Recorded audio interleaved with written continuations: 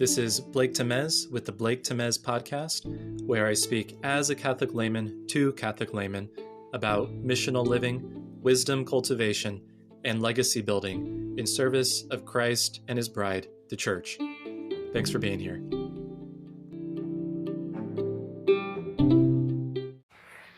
It is Holy Thursday.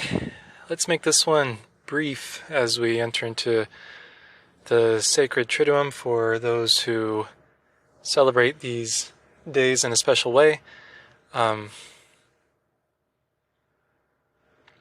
Thursday is a day to reflect particularly on the mandatum, the new commandment that Christ gave his disciples at the Last Supper to love one another as he has loved them. And it's also a day to commemorate the institution of the Eucharist and of the priesthood, those, being intimately connected to one another. And this day is filled with signs and symbols of like foot washing, to represent that mandatum, to love one another, and just an altogether really rich time. One thing that can be a danger in Catholic practice, and this isn't particular to Catholics, it can be a problem in any person's spiritual life or religious journey, is to allow signs and symbols to replace the manifestation of those, we'll call them values or realities in their life in actionable ways. And so this experience of the Sacred Triduum and witnessing a foot washing, or even being a participant in a foot washing, does not absolve us from seeking, manifest practices on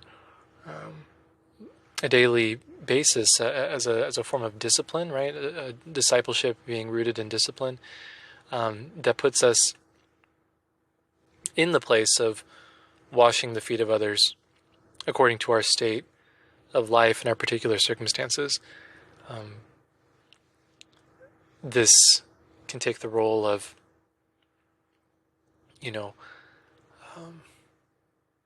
intentional service of one's spouse, of one's children, in the most mundane of ways. This can be service to one's co-workers, whether they be supervisors or they be subordinates, seeking the good of those that you participate in that common effort of work with. And in many other ways, too many ways to count, understanding how we can participate in Christ's self-emptying and acts of service in many ways. This reminds me of a point drawn out in an article by Aaron Wren talking about the problem with servant leadership, and understanding that this call to serve and to self-empty does not necessarily mean, a self-emptying so that one can simply be filled with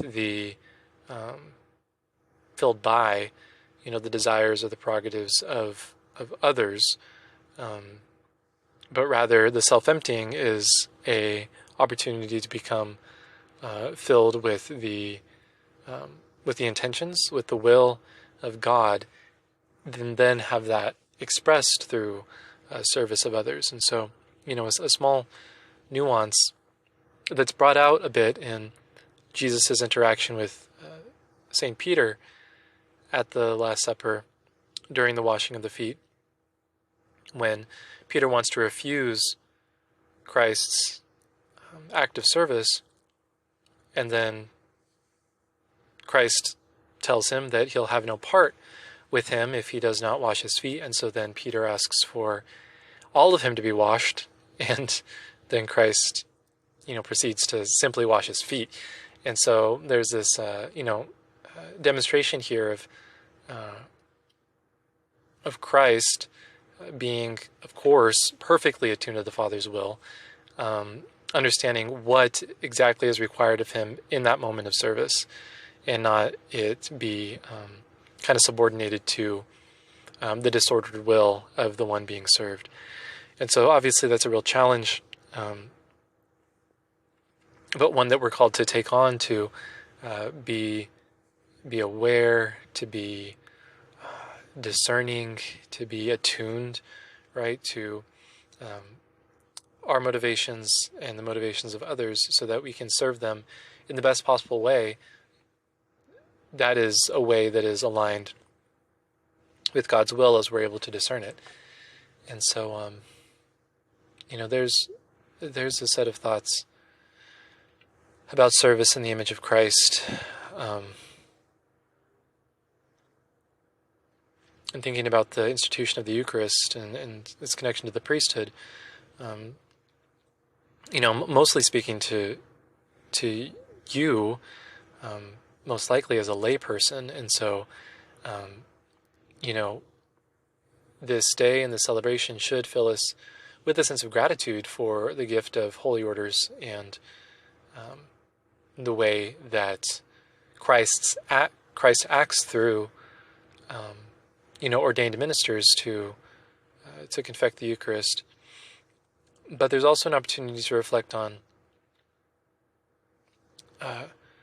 the baptismal priesthood that we all participate in, and its connection to the Eucharist, and how lay people, while not confecting the Eucharist as in the real presence, body, blood, soul, and divinity of Jesus in the Eucharist, such as is done at Mass, while that's not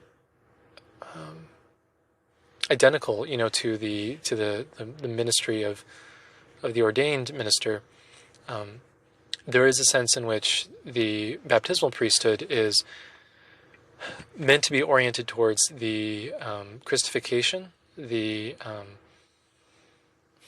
transformation of the temporal order of all of our activities, of all of our time, all of our talents, to an offering of all of that to God in a kind of Eucharist, right? A kind of Eucharistic offering.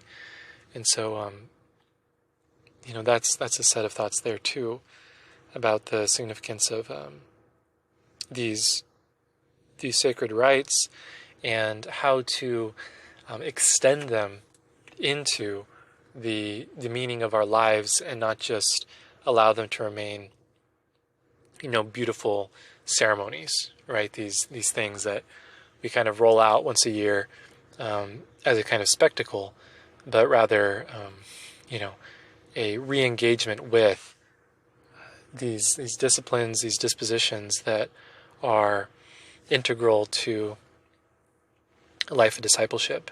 And so that is all for today.